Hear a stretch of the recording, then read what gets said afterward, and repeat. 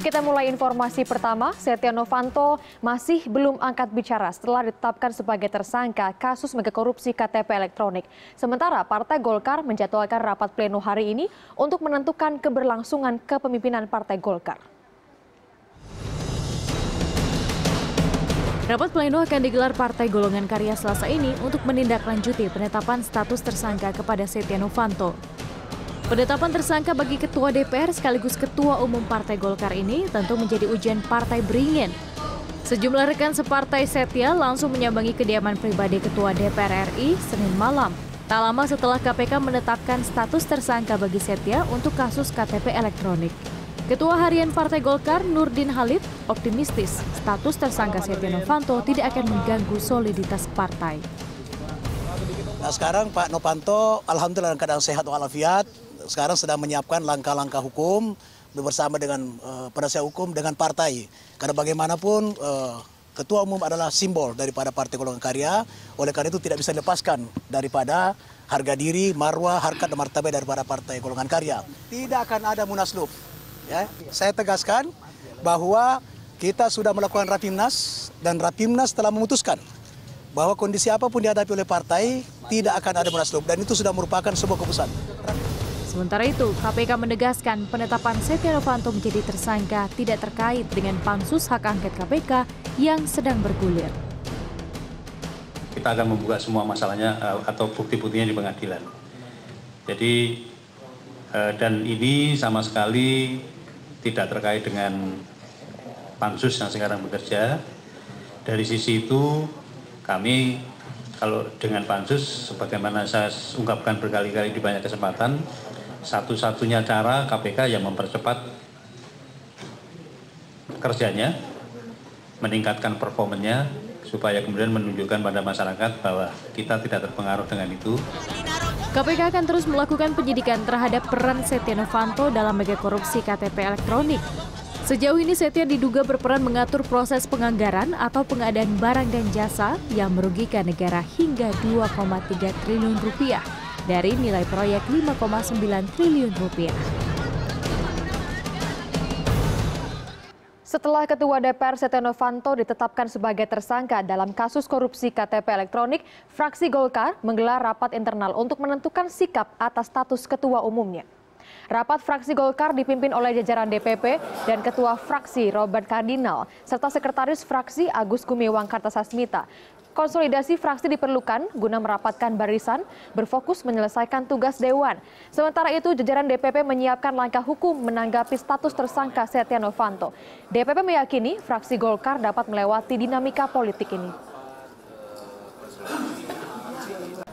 DPP ingin menjelaskan kepada fraksi tentang posisi terkini daripada partai dan kemudian mensulitkan daripada fraksi menghadapi agenda politik di DPR, undang-undang pemilu, kemudian Perpu, dan berbagai agenda politik DPR tidak boleh semangat daripada fraksi Partai Golkar itu menurun. Ya, tetap harus seperti biasa, bahkan lebih ditingkatkan. Artinya dengan peristiwa ini tidak boleh mengendorkan daripada semangat fraksi Partai Golkar dalam menghadapi, membahas seluruh agenda politik di DPR. Itu intinya. Komisi Pemberantasan Korupsi menetapkan Ketua DPR Setia Novanto sebagai tersangka. Ketua Umum Partai Golkar ini juga terlibat dalam korupsi megaproyek pengadaan kartu tanda penduduk elektronik. Politisi senior Partai Golkar, Yusuf Kala, menghormati proses hukum yang berjalan saat ini di KPK. Sebagai Wakil Presiden, JK mengatakan pemerintah tentunya mendukung segala proses hukum. JK enggan berkomentar mengenai apa langkah yang akan ditempuh Partai Beringin itu setelah Ketua Umumnya berstatus tersangka.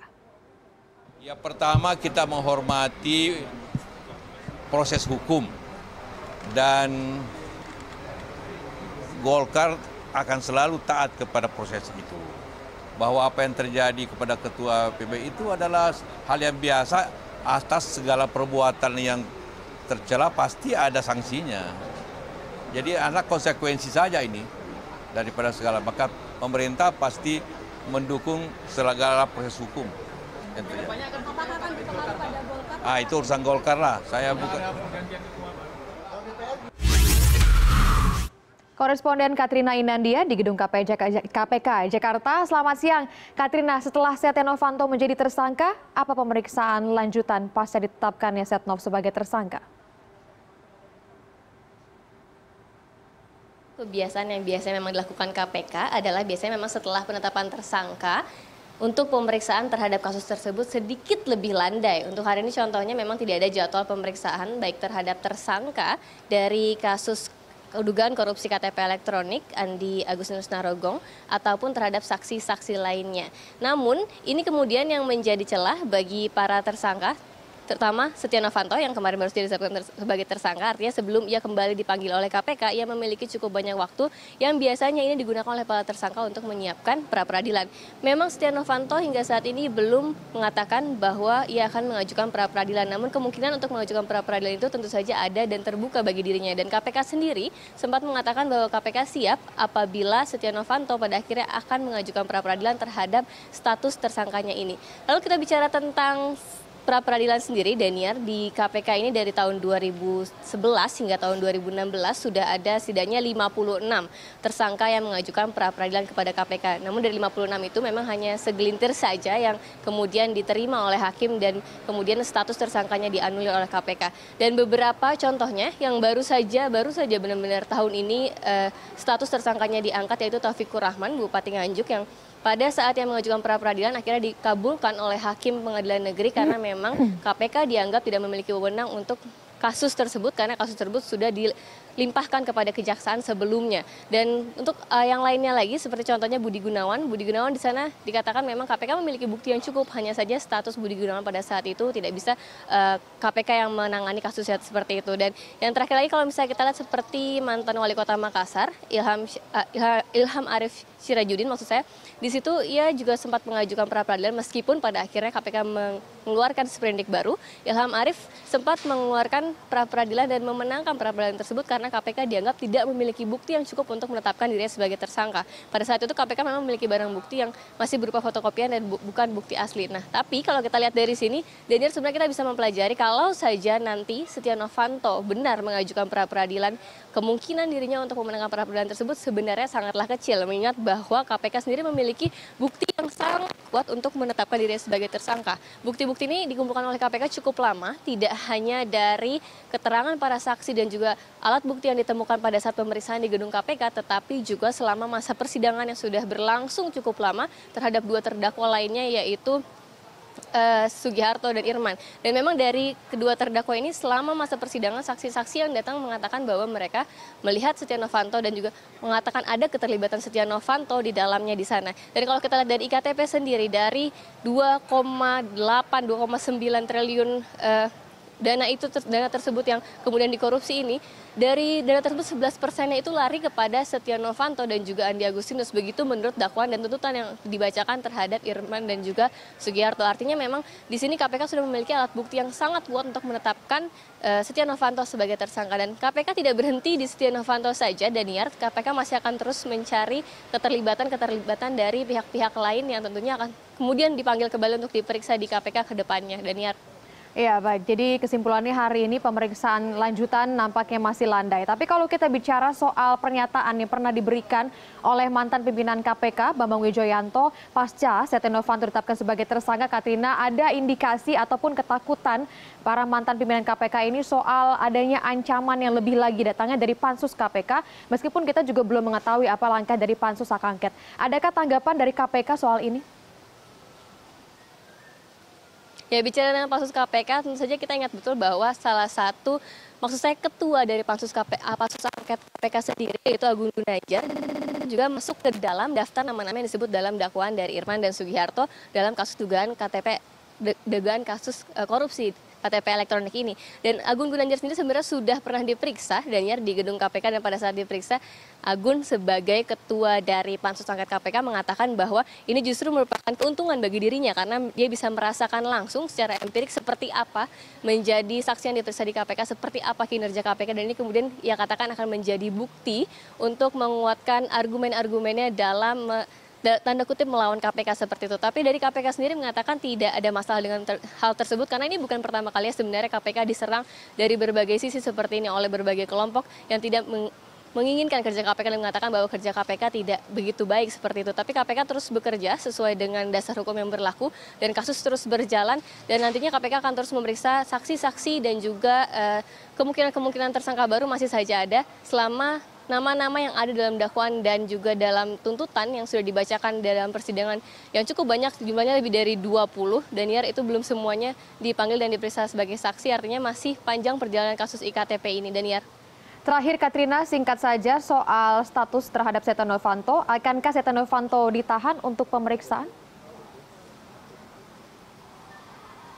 Ya, untuk penahanan sendiri memang ada beberapa kasus di mana KPK pada saat melakukan pemeriksaan terhadap tersangka, segera setelah diperiksa tersangka tersebut langsung dirompikan dengan rompi oranye khas KPK untuk kemudian ditahan, Daniar. Tapi untuk sampai saat ini belum ada konfirmasi mengenai hal tersebut oleh KPK. Tapi KPK sudah melakukan cegah tangkal terhadap Setia Novanto sebenarnya sejak bulan April lalu.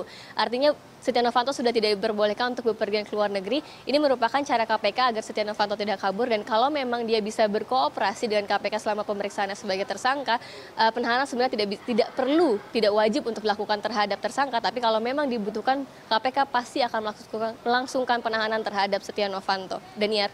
Baik, terima kasih Katrina Inandia melaporkan langsung dari Gedung KPK Jakarta. Bicara soal Setia Novanto, sudah berkali-kali terseret dalam pusaran kasus dugaan korupsi besar di tanah air. Namanya kerap disebut dalam persidangan, mulai dari kasus Bank Bali di zaman awal reformasi, hingga saat ini dia terlibat dalam kasus dugaan korupsi proyek pengadaan KTP elektronik. Sepak terjang Setia Novanto di kancah politik tidak perlu diragukan lagi. Seiring meroketnya karir politik, nama Setia Novanto setidaknya terseret dalam 5 kasus skandal korupsi di tanah air. Namanya mencuat saat kasus cesi Bank Bali menyeruak ke publik tahun 1998 silam.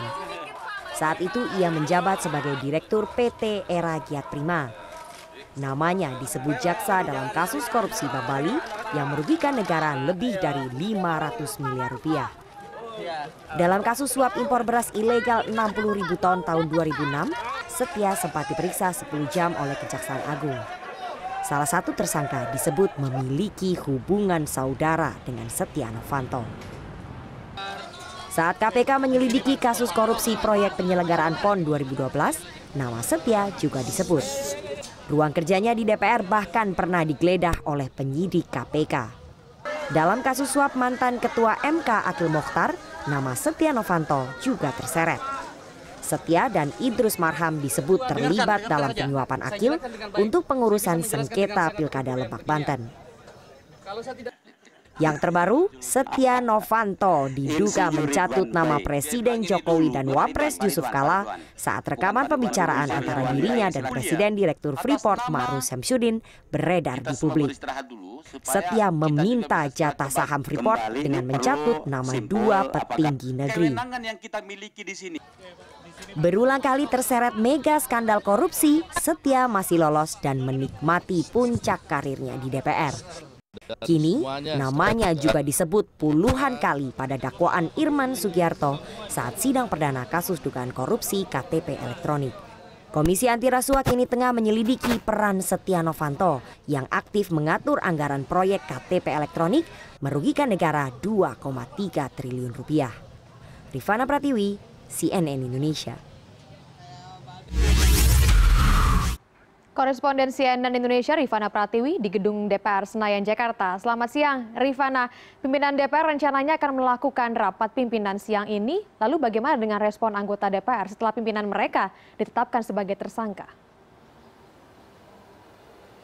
Ya, selamat siang Daniar. Menarik sekali melihat dinamika politik pasca penetapan tersangka kepada Ketua Umum Partai Golkar yang juga Ketua DPR RI Setia Novanto. Hari ini ramai sekali di parlemen. Tadi kami melihat kedatangan dari beragam tokoh-tokoh politik di tanah air. Tadi baru saja keluar dari lantai 3 Gedung Nusantara 3 ada mantan Ketua DPR RI yang juga anggota ataupun Ketua Dewan Pakar dari Partai Golkar, Agung Laksono. Tadi Agung Laksono juga menyampaikan bahwa ia melakukan pertemuan bilateral ataupun bertemu dengan Setia Novanto di ruangannya. Kemudian tadi Agung Laksono mengatakan bahwa ia memberikan dukungan moral sebetulnya kepada Setia Novanto dan sempat bertemu dengan 4 wakil ketua DPR lainnya dalam satu ruangan bersama dengan Setia Novanto. Dan tadi sesudah bertemu dengan Setia Novanto, kemudian Agung Laksono mengatakan kepada rekan-rekan wartawan bahwa meminta agar situasi ini tenang, seluruh 560 anggota DPR ini tidak panik dan juga tetap tenang, fokus menjalankan agenda politik di mana nanti pada hari Kamis tanggal 20 Juli akan ada sidang paripurna untuk pengambilan keputusan rancangan undang-undang penyelenggaraan pemilu. Dan tadi sedikit meng-highlight pernyataan dari Agung Laksono bahwa jangan ada fraksi-fraksi yang mengambil keuntungan dari situasi yang saat ini tengah dialami oleh Setia Novanto dan juga dialami oleh Partai Golkar. Karena jika mengacu ke Undang-Undang MD3, memang posisi Setia Novanto sebagai Ketua DPR ini sebetulnya masih aman. Karena jika mengacu ke Undang-Undang MD3 tidak ada aturan yang menyebutkan Setia Novanto harus mundur ataupun dicopot dari posisinya sebagai Ketua DPR sampai ada keputusan hukum yang tetap ataupun ingkrah di Mahkamah Agung. Dan tapi tadi kami menyatakan jika dari posisi hukum memang tidak ada aturan, bagaimana dengan etika politik? Tadi Agung Laksono menyampaikan bahwa belum ada keinginan dari pribadi ataupun inisiatif pribadi dari Setia Novanto untuk mengundurkan diri dan meminta kepada fraksi-fraksi lain, karena nanti siang informasinya Daniar sekitar pada pukul 12 siang sesudah sidang paripurna ini digelar akan ada rapat pimpinan bersama dengan pimpinan 10 fraksi di DPR untuk menyiapkan langkah-langkah strategis apa yang akan diambil dan meyakinkan, sebetulnya Golkar ingin meyakinkan kepada 9 fraksi lainnya bahwa posisi Setia Novanto ini akan tetap bisa menjabat sebagai Ketua DPR sesuai dengan Undang-Undang MD3. Sementara tadi Agung Laksono juga meng-highlight ataupun menyatakan memberikan warning kepada seluruh anggota kader Golkar di seluruh Indonesia bahwa berdasarkan di ADART atau Anggaran Dasar dan Anggaran Rumah Tangga Partai Golkar bahwa posisi Setia Novanto ini masih tetap aman. Mengingat di ADART Partai Golkar tidak ada yang menyebutkan bahwa Setia Novanto harus mundur sebagai posisinya di Ketua Umum sampai ada keputusan hukum yang tetap ataupun ingkrah di Mahkamah Agung. Sehingga memang sekali lagi kita tidak bermain di dalam ranah hukum di sini. Sekali lagi tadi teman-teman wartawan menanyakan bagaimana dengan etika politik karena memang status Setia Novanto sebagai Ketua DPR adalah simbol dari parlemen, sehingga jika statusnya menjadi tersangka tentu saja akan mencederai ataupun menurunkan elektabilitas dari parlemen itu sendiri. Sekali lagi tadi Agung Laksono mengatakan bahwa itu tidak ada kaitannya karena memang yang bekerja adalah anggota DPR itu masing-masing di konstituennya ataupun di daerah pemilihannya, sehingga sekali lagi Golkar akan berusaha untuk meyakinkan kepada fraksi-fraksi bahwa keadaan akan baik-baik saja. Sebetulnya apa yang dinyatakan oleh Agung Laksono tadi juga diamini ataupun diiyakan oleh Wakil Ketua DPR Fahri Hamzah. Tadi kami menemui Fahri Hamzah dan Fahri mengatakan sudah melakukan komunikasi, bahkan tadi malam Fahri bertandang ke kediaman pribadi Setia Novanto di Jalan Wijaya memberikan dukungan moral, dan Fahri tadi mengatakan tidak akan ada kekosongan pimpinan di DPR karena sekali lagi pimpinan DPR ini berjumlah 5 orang, semuanya adalah kolektif kolegial. Kalau salah satu berhalangan maka akan ada 4 wakil ketua lainnya yang bisa mengambil alih tugas-tugas dari pimpinan tersebut. Dan nanti siang akan digunakan ataupun dilakukan rapat pimpinan untuk menentukan langkah selanjutnya. Sekali lagi pimpinan DPR sedang meminta kepada Badan Hukum DPR untuk segera melakukan kajian hukum atas Undang-Undang MD3 karena sejauh ini seperti yang tadi saya sudah sebutkan posisi Setia Novanto ini masih aman. Namun ini yang menarik, ternyata ada reaksi keras dari beberapa fraksi. Dari fraksi Nasdem, Taufikul Hadi mengatakan bahwa memang secara etika politik semestinya untuk tidak mengganggu 559 anggota DPR lainnya, Setia Novanto ini lebih baik mengundurkan diri saja. Kemudian sementara dari fraksi P3 tadi Arsul Sani yang merupakan sekjen mengatakan P3 tidak dalam posisi mengomentari status tersangka dari anggota DPR fraksi lain, namun P3 berharap bahwa segala opsi ini dipertimbangkan, terutama opsi-opsi yang mempengaruhi citra anggota DPR lainnya. Artinya sekali lagi P3 menyerahkan kepada Golkar jika ingin memang menarik Setia Novanto sebagai Ketua DPR, tentu saja ada mekanisme yang berlaku di DPR itu sendiri, Daniar. Oke, Rifana, singkat saja, kalau bicara soal DPR dan juga KPK, ada pansus hak angket KPK yang menjadi bisa kita katakan satu simbol yang banyak pihak mengatakan ini sebagai bentuk ketidakharmonisan, Rifana. Jika Anda mendengar pertanyaan kita saya, tidak bisa mendengarkan suara Anda di sini. Oke, baik, nampaknya komunikasi kita terputus, tapi tadi yang disampaikan oleh Rifana, kita akan menanti bagaimana hasil dari sidang paripurna dan juga rapat pimpinan DPR hari ini. Terima kasih Rifana Pratiwi untuk laporan Anda langsung dari Gedung DPR Jakarta.